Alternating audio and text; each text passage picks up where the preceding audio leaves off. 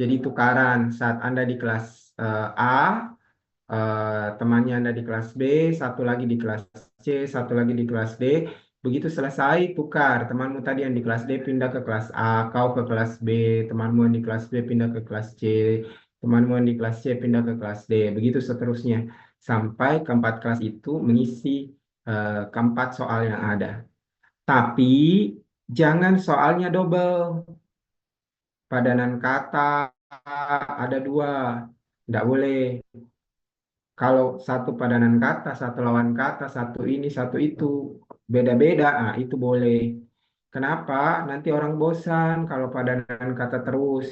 Jadi ambil dengan orang-orang yang berbeda. Anda boleh gunakan subjek yang sama selama komponennya atau subtesnya berbeda. Beres ya? Ada pertanyaan kah?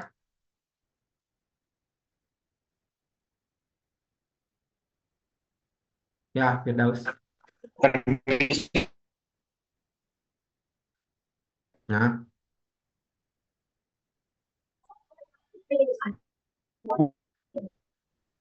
halo.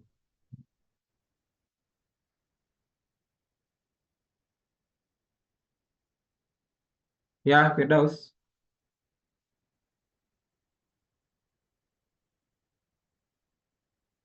Iya Pak, iya Kak maaf. Tadi tiba-tiba jaringan saya terputus. Hmm, Saya pakai device teman saya, boleh Kak? hmm. Baik Kak, kan kita sudah tetapkan ya Kak nilai rata-rata durasinya. Jadi kita terpacu ke nilai rata-rata, contoh 15 menit.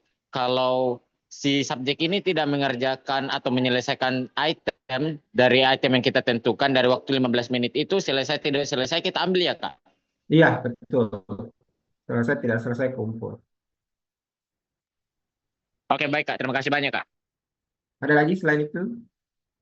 Saya Kak, Ya, permisi Kak.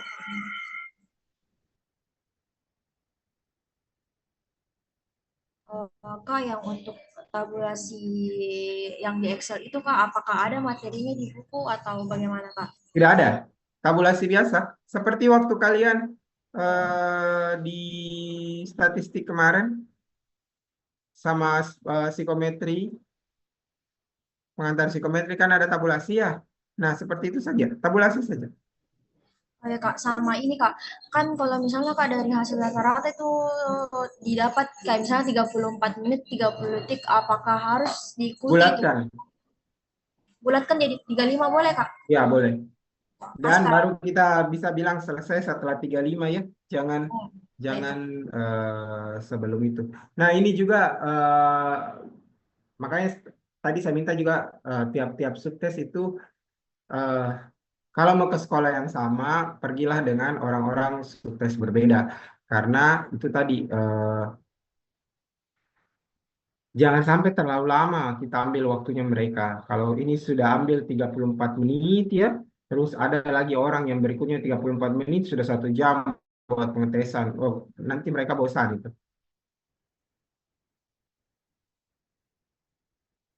Ada lagi?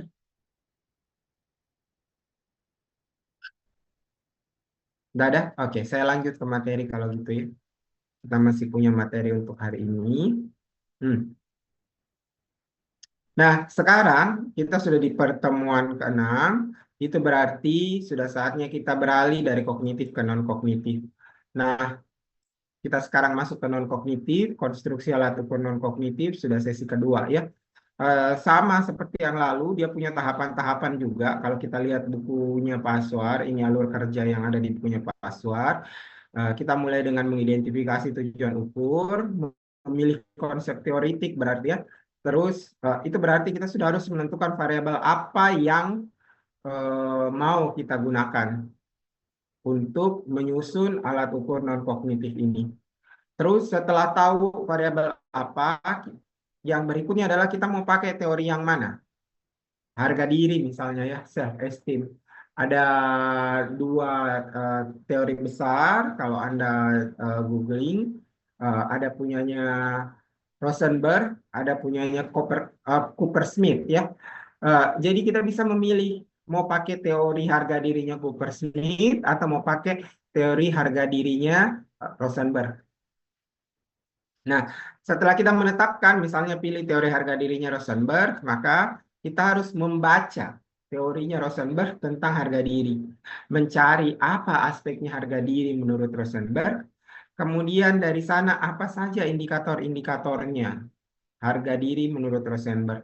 Kemudian kita mengoperasionalisasikan indikatornya itu, kita buatkan kisi-kisi, blueprint, spesifikasi skala, kemudian masuk ke validasi isi indikator. Kita harus cek ke ahli apakah indikator yang kita tuliskan itu sudah benar menggambarkan aspek dan aspek itu sudah betul-betul menggambarkan variabel. Beres dari situ kita masuk ke penulisan item, kita nulis itemnya.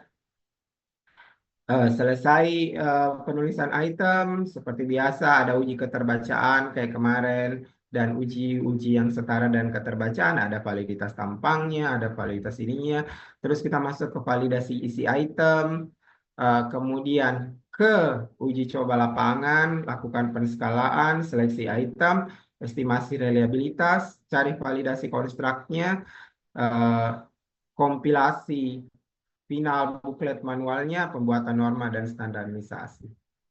Nah, seperti itu yang akan kita lakukan dalam 5 pertemuan ini. Panjang, tapi waktu kita mepet ya. Nah, kita mulai ciri-ciri skala psikologi. Jadi, skala psikologi itu mengungkap aspek non-kognitif. Beda dengan yang kemarin. Kalau kemarin kita bekerja dengan tes itu mau mengungkap aspek kognitif. Nah, aspek ini diungkap melalui item. Terus nanti kalau orang sudah merespon terhadap item, kita akan memberikan skor terhadap respon-respons tersebut.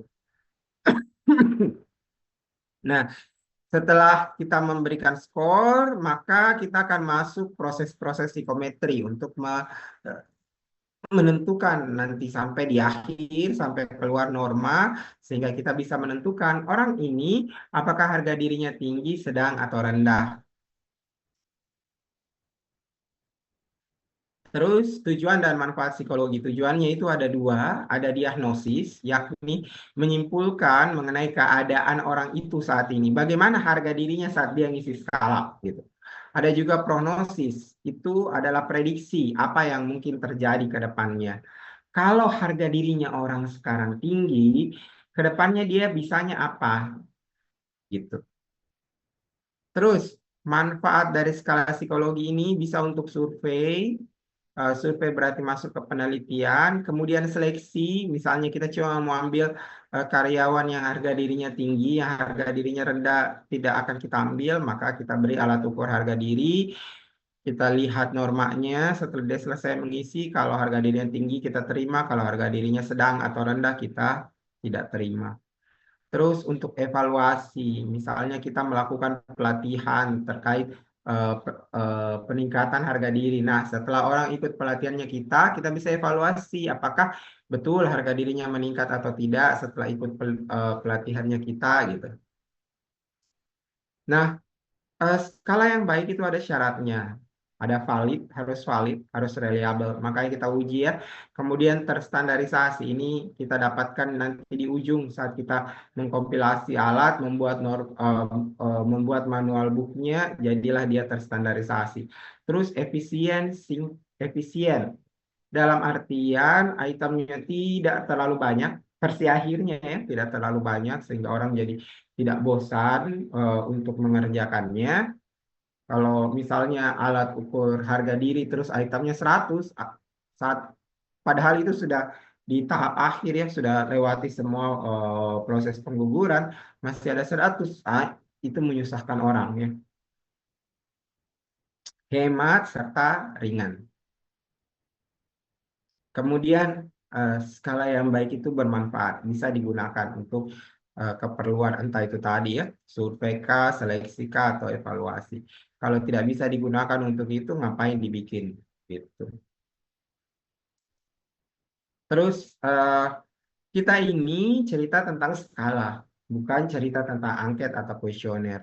Kita bisa lihat pada tabel ini pembedaan antara angket atau kuesioner dengan skala. Kita lihat satu-satu. Kalau dari sisi data, maka angket atau kuesioner itu adalah data faktual. Subjek yang tahu bahwa misalnya dia laki-laki atau perempuan, itu subjek yang tahu. Dia usianya 17 kah, 18 kah, 19 kah, 20 kah, dia yang tahu.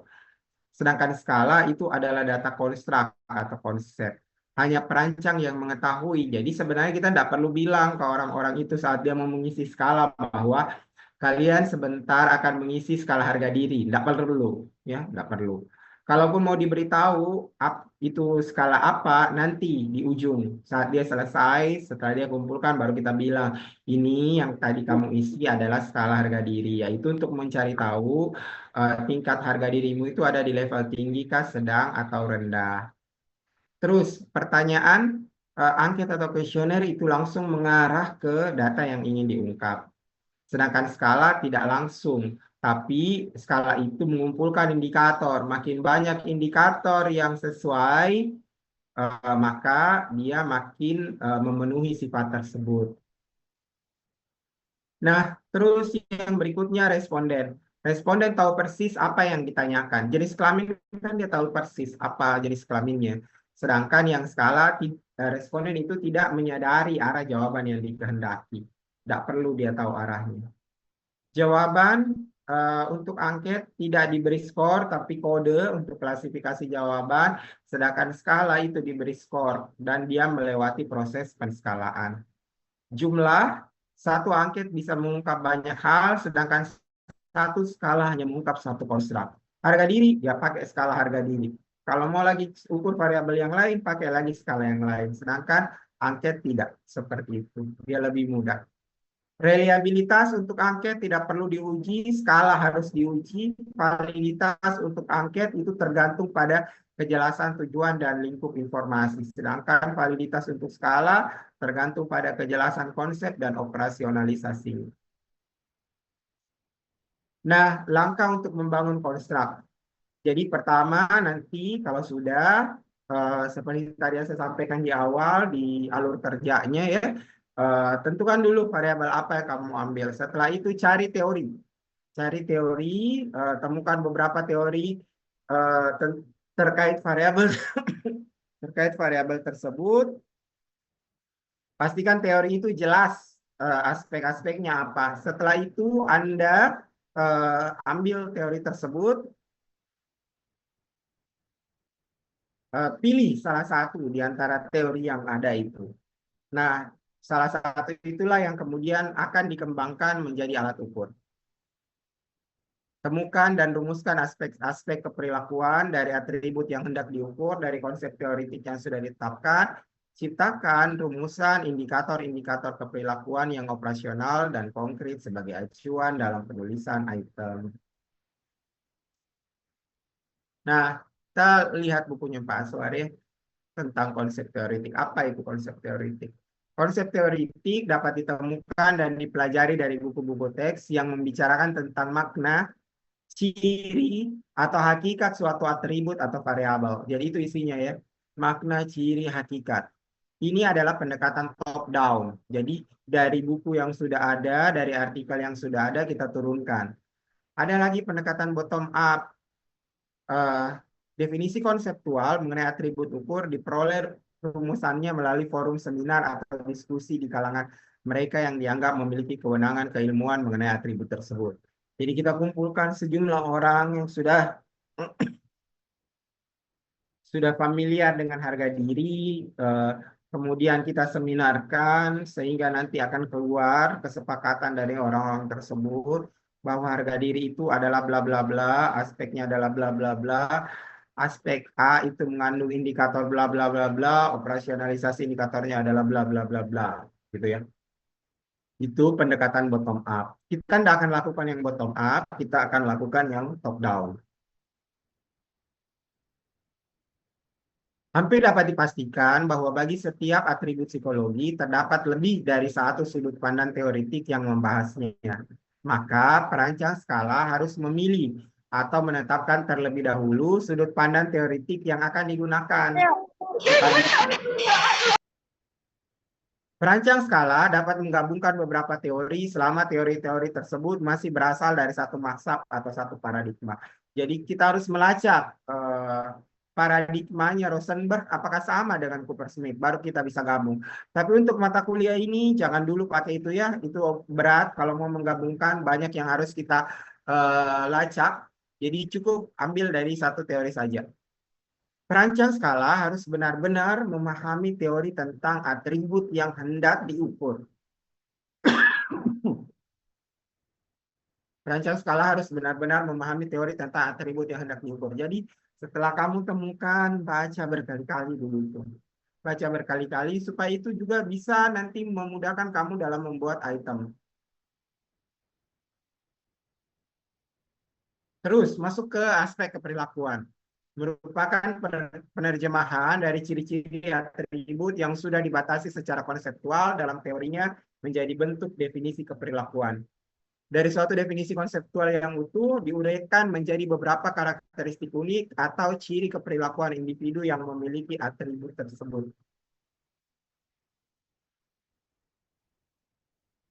Nah, dari sana ada indikator keperilakuan, merupakan deskripsi bentuk-bentuk perilaku yang dijadikan dasar penyimpulan adanya atribut yang diukur. Fungsi indikator keperilakuan dalam mendiagnosis atribut psikologi dapat dianalogikan dengan simptom. Jadi simptom itu sama dengan indikator atau gejala-gejala yang digunakan dokter untuk mendiagnosis adanya penyakit. Indikator keperilakuan diciptakan oleh perancang skala. Jadi jarang indikator itu disediakan di dalam teori, jarang ya. Kemungkinan besar memang Anda harus yang turunkan atau mencarinya atau mengambilnya dari item dari alat ukur yang sudah ada. Berdasarkan aspek keperilakuan yang sudah ditetapkan dan merupakan kreasi dari perancang skala. Tidak boleh hanya ada satu indikator untuk setiap aspek. Jadi setiap aspek minimal ada dua indikatornya, minimal ya. Indikator keperilakuan sangat mungkin memerlukan perbaikan dan revisi atau bahkan dibuang bila mana tidak didukung oleh data hasil respon subjek. Karena item-item yang ada di dalamnya tidak memiliki daya beda yang baik. Jadi tidak apa-apa nanti di ujung dibuang, tapi pada saat akhir aspek itu tetap tidak boleh diwakili hanya satu indikator. Jadi mending di awal ini kalian bikin beberapa indikator yang nanti kemungkinan gugur daripada Anda hanya menyediakan dua indikator terus satunya gugur, tinggal satu celaka lah sudah. Terus skala itu ada yang unidimensional, ada yang multidimensional. Kalian nanti diminta yang variabelnya unidimensi saja. Apa itu unidimensi dan multidimensi? Unidimensi itu mengukur satu konstruk psikologis tunggal, misalnya kecemasan, harga diri. Semua item pertanyaan terkait dengan satu konsep. Skor dihitung dengan menjumlahkan jawaban. Contoh, skala kecemasan Hamilton. Ini hanya akan berisi tentang gejala-gejala atau indikator-indikator kecemasan menurut Hamilton. Ketika kita isi, hasil akhirnya nanti akan membantu orang mengidentifikasi apakah kecemasannya kita tinggi, sedang, atau rendah. Multidimensi, mengukur beberapa konstruk psikologis sekaligus, misalnya kepribadian. Item pertanyaan mencakup beberapa aspek berbeda. Skor dihitung dengan mengelompokkan jawaban berdasarkan dimensi. Contoh, skala kepribadian Big Five. Jadi, di skala kepribadian Big Five ada 5 tipe kepribadian di dalam. Openness, consciousness, extroversion, agreeableness, sama neuroticism. Nanti akan di-skor terpisah. Kita akan skor semua item-item yang openness sendiri, semua item-item consciousness sendiri, semua item-item extroversion sendiri, semua item-item agreeableness sendiri, semua item-item neuroticism sendiri. Nah, setelah kita skor, kita lihat total skornya misalnya, baru kita bisa menentukan orang ini tipe kepribadiannya apa. Apakah dia agreeableness, extroversion, neuroticism, consciousness, atau openness. Bukan menentukan apakah kepribadiannya tinggi, sedang, atau rendah. Tidak. Tapi kita mencari tahu orang ini kepribadiannya tipe yang mana. Jadi multidimensi itu menggolongkan orang ke tipe yang mana, gitu ya. Sedangkan kalau unidimensi kita jadi tahu kadarnya, kadar kecemasannya itu seberapa gitu ya. Nah, perbedaan utama antara unidimensi dan multidimensi ini adalah jumlah konstruk yang diukur, kompleksitas pengukuran, cara pengolahan datanya, dan interpretasi hasilnya. Seperti yang sudah dijelaskan tadi. Terus, kelebihan unidimensi itu lebih sederhana, mudah diinterpretasi karena dia cuma ngurusin satu hal saja, fokus pada konstruk yang spesifik. Kelebihannya multidimensi, dia lebih komprehensif, menggambarkan kompleksitas psikologis, membantu identifikasi pola. Jadi orang ini pola kepribadiannya yang mana. Kita lihat contohnya ya. Nah, ini agresivitas. Dia punya aspek.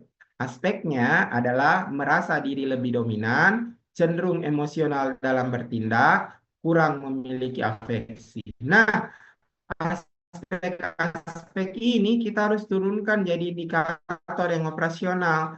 Contohnya, untuk merasa dirinya lebih dominan dari orang lain, itu kita buatkan indikator menyalahkan orang lain. Orang yang menyalahkan orang lain itu kan lebih dominan dibanding orang yang dia salahkan, gitu ya. Terus tidak suka mengalah. Orang tidak suka mengalah juga lebih dominan dari orang lain. Untuk cenderung emosional dalam bertindak, itu suka berkelahi. Kan orang yang suka berkelahi itu emosi ya. Emosinya itu tidak bisa dikontrol gitu. Berperilaku kasar, ini juga perilaku kasarnya tidak bisa dikontrol juga. Mudah terlibat keributan. Itu adalah indikatornya. Jadi yang pertama ada 2 indikator, yang kedua ada 3 indikator, terus yang aspek ketiga kurang memiliki afeksi, contohnya suka menyakiti, cenderung membenci, serta suka melihat orang lain menderita. Itu masuk ke dalam kurang memiliki afeksi. Jadi kalau sudah, misalnya gini ya, di teori yang kamu dapatkan, aspeknya dia bilang kurang memiliki afeksi, tapi dia tidak punya keterangan lebih jauh, kamu bisa menggooglingnya. Kalau orang yang kurang memiliki afeksi, apa sih ciri-cirinya? Nah, itu yang dari ciri-ciri itu, itulah kamu masukkan menjadi indikatornya. Gitu. Ya. Terus, karena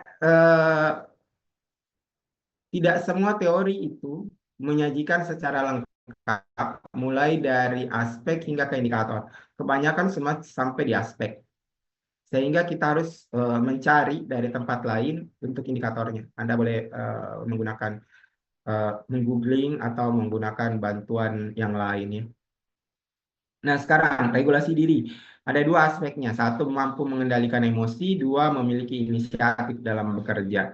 Nah, memiliki inisiatif dalam bekerja, indikatornya ada mencari atau menggunakan cara yang berbeda untuk menyelesaikan pekerjaan. Ini kan ciri-ciri inisiatif ya. Dia bisa mengerjakan dengan cara yang berbeda, tapi tetap selesai pekerjaannya. Terus suka bertanya atau berpendapat demi hasil yang lebih baik. Bukan bertanya berpendapat untuk menguji, enggak, tapi untuk hasil yang lebih baik. Mampu mengendalikan emosi itu ciri-cirinya adalah tidak reaktif terhadap stimulus negatif. Dapat menutupi atau menunda ekspresi emosi. Lebih mengutamakan logika daripada perasaan dalam menghadapi masalah. Nah, itu ciri-cirinya atau indikator keperilakuannya. Kepribadian, ini kalau yang contoh multidimensi ya. Jadi yang diambil adalah kepribadian ekstrovert sama kepribadian introvert. Itu berarti ujungnya kita mau mencari tahu orang ini cenderung ekstrovert atau cenderung introvert. Maka masing-masing juga kepribadian ekstrovert akan punya aspek, kepribadian introvert juga akan punya aspek. Aspek itu akan punya indikator lagi. Gitu. Jadi ini baru pada tahap aspek. Nah, sekarang kalian yang diminta itu yang unidimensi saja. Jangan ambil yang multidimensi. Jadi carilah variabel yang unidimensi. Kayak tadi ini ya, agresivitas, regulasi diri, itu unidimensi. Jangan ambil variabel yang kepribadian begini. Nah, jadi tugasnya untuk non-kognitif yang harus dikumpulkan minggu depan adalah tentukan satu variabel yang akan Anda konstruk alat ukurnya. Kemudian carilah definisi, aspek, dan indikator dari variabel tersebut. Pastikan tokoh pencetus definisi dan aspek dari variabel tersebut adalah orang yang sama. Jadi kayak tadi saya bilang, mau ambil harga diri pakai teorinya Rosenberg, maka cari definisi harga diri menurut Rosenberg, cari aspek menurut Rosenberg untuk harga diri. Gunakan sumber asli ya, sumber asli. Jangan Anda kutip dari skripsi, padahal skripsi itu tidak mungkin, sekali lagi, tidak mungkin menghasilkan teori. Ya, jadi Anda harus ambil dari sumber aslinya. Anda boleh lihat deskripsi dulu untuk awal, bilang, oh ini ada nih harga diri punyanya Rosenberg. Setelah itu Anda langsung cari mana itu cerita dari Rosenberg tentang harga diri. Anda googling, Anda cari, Anda masukkan. Jadi Anda bukan kutipan dalam kutipan, harus sumber aslinya. Menurut Rosenberg itu apa? Tunggu sebentar ya. Jadi itu adalah tugasnya. Jadi sambil Anda turun lapangan untuk uji coba, maka di saat yang sama Anda juga harus mengerjakan tugas yang ini. Tunggu sebentar ya.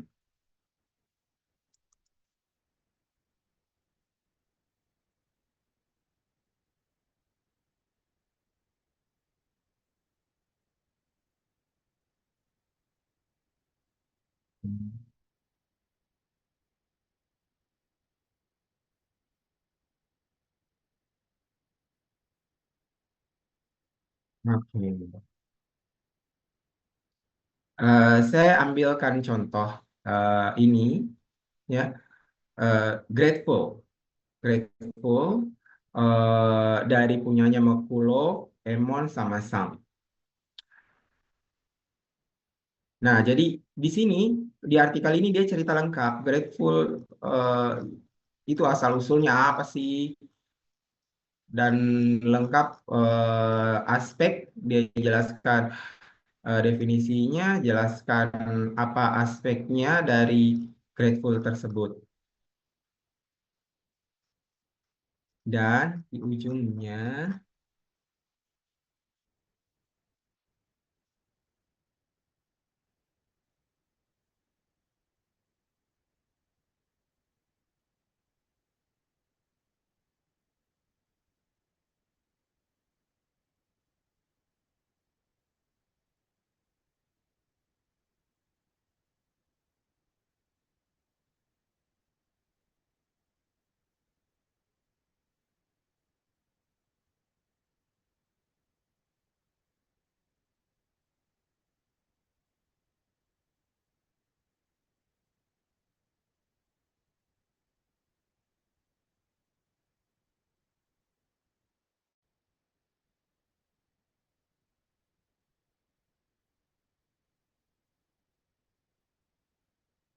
Nah, jadi kalau kalian dapat jurnal seperti ini, maka kalian sudah akan selesai untuk grateful itu apa, selesai untuk aspeknya apa, kemudian apa saja indikatornya juga akan cerita di sini.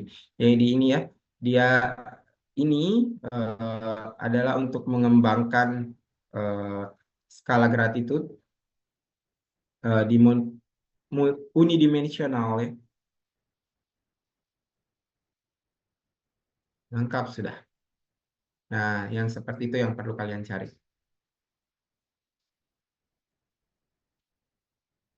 Ada pertanyaan kah? Ya, kamu main.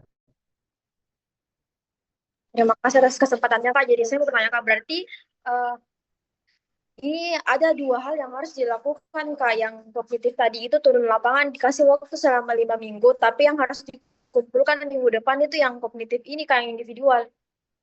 Ya, betul. Non-kognitif ini harus dikumpulkan minggu depan.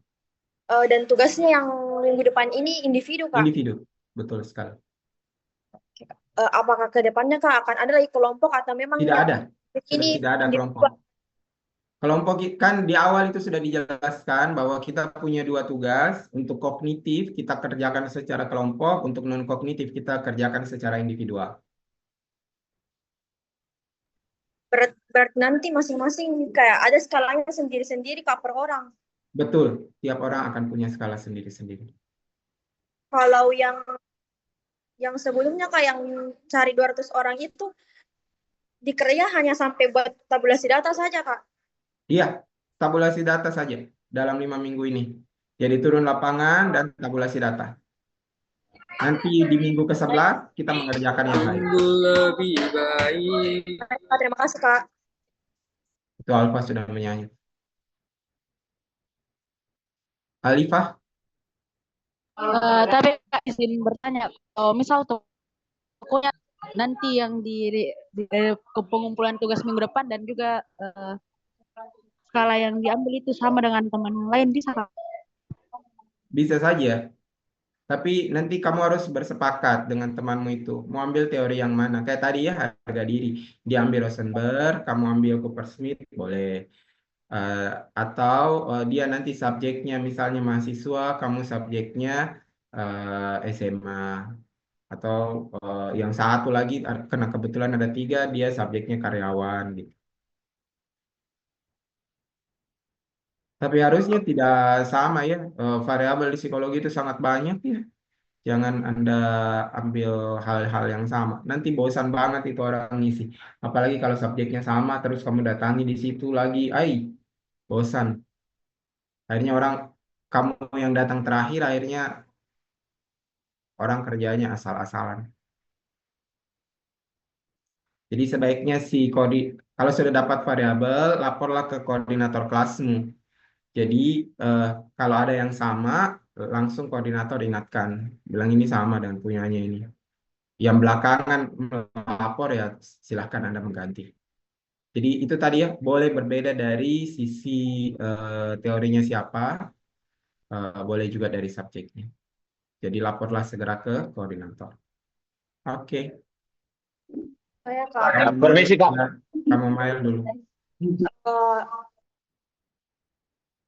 Tadi kan Kak di setiap teori itu belum tentu menurunkan indikator Kak. Terus tadi kita bilang bisa dicari searching di Google. Apakah tetap harus kayak dari sumber literatur yang terpercaya atau bagaimana Ini Kak? pastilah, sumber literatur terpercaya itu sudah jelas. Itu pasti ya, kepastian itu. Kalau sumber literaturnya tidak jelas, ya ngapain? Ya Kak, tapi tetap juga harus dari ahli yang sama Kak. Tidak, indikator itu, karena tadi indikator itu kan sebenarnya munculnya dari pembuat alat ukur. Harusnya pembuat alat ukur itu ketika sudah baca teori dengan baik, sudah baca aspek, dia sudah bisa mengembangkan apa indikator yang bisa mewakili. Tapi karena kalian masih S1, silahkan cari saja penjelasan dari aspek itu dari eh, yang lain. Baik Kak, terima kasih Kak. Ya, Firdaus. Permisi Kak. Kalau semisal nih Kak, si A mau harga diri, si B juga mau harga diri, akan tetapi dia nak ubah subjeknya, si A mau siswa, si B mau mahasiswa, apakah bisa di variabel yang sama tapi subjek yang berbeda? Bisa, tadi saya sudah bilang. Jadi yang bisa itu kalau sama variabelnya adalah teori berbeda serta respondennya nanti berbeda.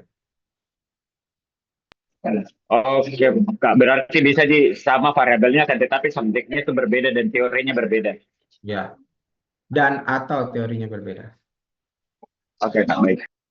Andini, Tapi Kak, mohon maaf sebelumnya kameraku mati karena jaringan. Saya mau tanya Kak, boleh Kak kalau misalnya ada teman yang dia mau bercerai dengan pasangan kelompoknya, misalnya begitu Kak. Terus misalnya dia mau bergabung dengan kelompok lain yang mungkin misalnya tidak sendiri. bisa bergabung dengan kelompok lain. Kalau cerai, ya dia jadi individu tunggal. Entah dia jadi janda atau duda, tidak boleh menikah lagi. Kasih Kak. Ya, ya Firdaus.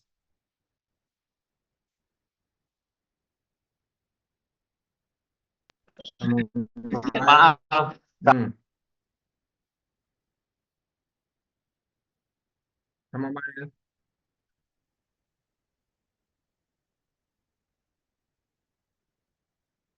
Halo, masih ada pertanyaan? izin Kak bertanya, Ya, kalau kalau misalnya dengan ah, teman kelompoknya Kak, kedengaran, artinya dia tetap mengerjakan. udah kedengaran.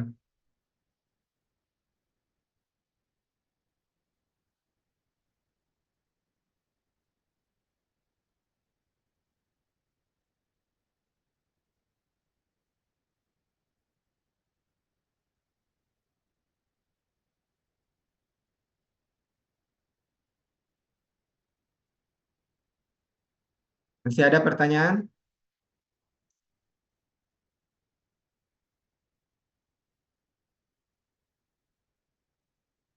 Ada tambahan dari Ibu? Cukup ya, kerjakan saja stepnya, pasti bisa dilewati sampai akhir. Oke, beberapa minggu ini saya selalu minta ada yang mau presentasi di awal, tapi tidak ada. Itu merugikan diri kalian sendiri ya. Sebenarnya dengan presentasi saya bisa feedback apa yang kurang. Tapi kalau Anda tidak mau presentasi ya sudah. Eh, Tidak ada feedbacknya sehingga tidak bisa diperbaiki. Jadi langsung menuju ke laporan akhir. Ya nggak apa-apa sih. Lebih ringkas juga waktu. Begitu.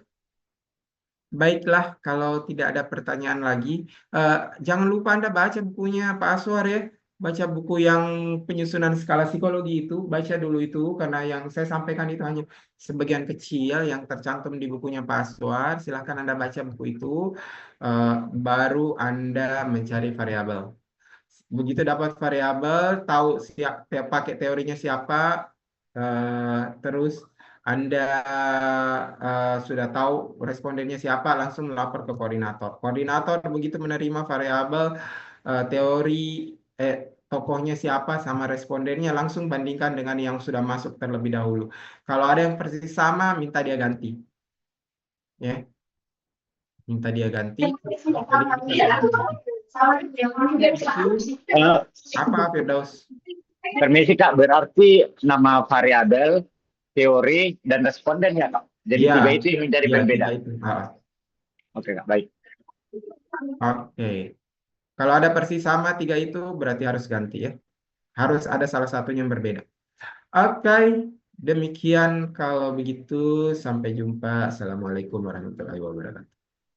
Itu baru teori itu nggak apa-apa sama. Itu. Assalamualaikum warahmatullahi wabarakatuh. Makasih Kak.